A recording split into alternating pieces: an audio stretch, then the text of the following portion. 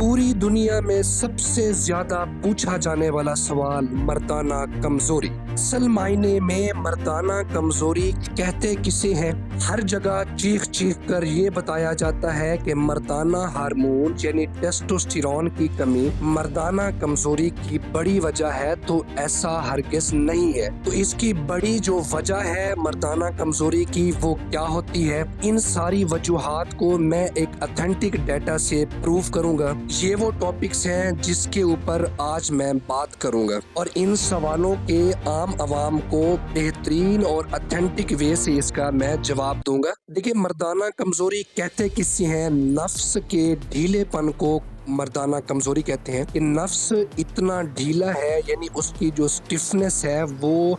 बहुत ज़्यादा वीक है कि वो अपनी एक इंसान सेक्सुअली जो इंटरकोर्स है या सेक्सुअल परफॉर्मेंस है वो सही तरीके से परफॉर्म नहीं कर पाता, क्योंकि जो नफ्स की सख्ती है ये सेक्सुअल प्लेयर में मोस्ट इम्पॉर्टेंट होती है कि आपका जो सेक्सुअल पार्टनर है वो तब तक इंजॉय नहीं करता जब तक इसके अंदर सही तरीके से स्टिफनेस या सख्ती ना हो। नफ्स के अंदर अच्छी जो सख्ती आती है वो बेसिकली ब्लड सर्कुलेशन यानी गुड ब्लड सर्कुलेशन की वजह से आती है।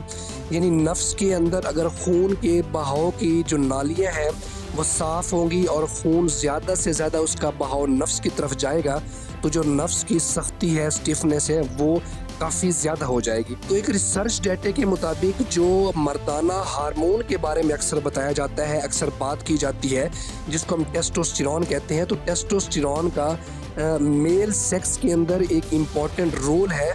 लेकिन इससे जो बड़ा रोल है वो है नाइट्रिक ऑक्साइड्स का। अब ये नाइट्रिक ऑक्साइड्स बेसिकली हमारे ब्लड वेसल्स, हमारी एंडोथेलियम के अंदर से नेचुरली प्रोड्यूस होता है, प्रोडक्ट है। और ये नाइट्रिक ऑक्साइड्स का काम क्या है कि ये जो हमारी जो खून की नालियां हैं, ब्लड सप्लाई है, ये इनकी रवानी को, इनको डायलेट करने में हेल्प करता है कि जब नाइट्रिक ऑक्साइड की अमाउंट ज़्यादा होगी तो हमारी जो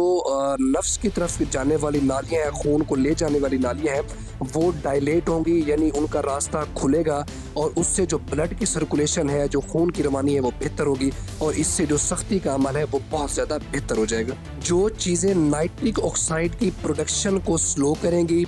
या जो खून की नालियां हैं उसके अंदर सोजिश करेंगी या उसकी बंदिश का शिकार होंगी, तो ये वजह बनेगी नफ्स के ढीलेपन की, यानी मर्दाना कमजोरी की। नफ्स के ढीलेपन की वजूहात की मैं बात करूं तो एक लंबी लिस्ट है। कौन सी ऐसी वजूहात हैं जो नफ्स के ढीलेपन के अंदर अहम रोल प्ले करती हैं? पहली वजह की बात करूं तो बढ़ती उम्र के साथ साथ जो हमारा टेस्टोस्टेरोन का लेवल है वो भी डिक्रीज होना शुरू हो जाता है और नाइट्रिक ऑक्साइड की जो प्रोडक्शन है वो भी डिक्रीज होना शुरू हो जाती है। एक रिसर्च के मुताबिक 40% रिडक्शन हो जाती है टेस्टोस्टेरोन लेवल और नाइट्रिक ऑक्साइड की प्रोडक्शन के अंदर, जिसकी वजह से जो बढ़ती उम्र के साथ साथ जो मर्दाना कमजोरी के मसाइल है वो बढ़ना शुरू हो जाते हैं और ये एक नेचुरल प्रोसेस है। इसमें दूसरी बात करूँ तो उसमें बैड हैबिट्स यानी स्मोकिंग और अल्कोहल का यूज़ है, क्योंकि स्मोकिंग और अल्कोहल की वजह से ऐसे टॉक्सिन्स प्रोड्यूस होते हैं जो एंडोथेलियल डैमेज करते हैं, हमारी ब्लड वेसल्स के डैमेज करते हैं, जिसकी वजह से एथेरोस्क्लेरोसिस और जो हमारी नर्विंग ऑफ ब्लड सप्लाई है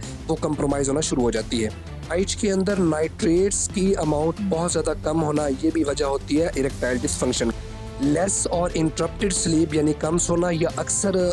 दिन टाइम सोना और रात को प्रॉपर जो आपकी स्लीप ना हो, तो उसकी वजह से भी आपका जो टेस्टोस्टेरोन का लेवल है, जो इसके अंदर अलार्म सेट है हार्मोन्स का, वो भी डिक्रीज होना शुरू हो जाता है और नाइट्रिक ऑक्साइड की जो प्रोडक्शन है वो भी काफ़ी डिक्रीज होना शुरू हो जाती है। शुगर के मरीजों के अंदर या जिनके अंदर ओबेसिटी है यानी मोटे लोग ज़्यादा है, मोटापा ज़्यादा है, तो उसके अंदर जो कोलेस्ट्रॉल की अमाउंट है वो वेसल्स के अंदर जमना शुरू हो जाती है, जिसको हम एथेरोस्क्लेरोसिस प्रोसेस कहते हैं और ये हमारी ब्लड सप्लाई को नैरो डाउन कर देते हैं और जो हमारा ब्लड सप्लाई जो पीनस की तरफ होता है वो डिक्रीज हो जाता है, जिसकी वजह से इरेक्टाइल डिसफंक्शन का शिकार हो जाते हैं। मैं बात करूंगा उस सबसे अहम वजह की कि लोगों को मालूम ही नहीं होता और वो बहुत ज़्यादा मेडिकेशन इस्तेमाल करते हैं या हर तरीके से इलाज करते हैं, लेकिन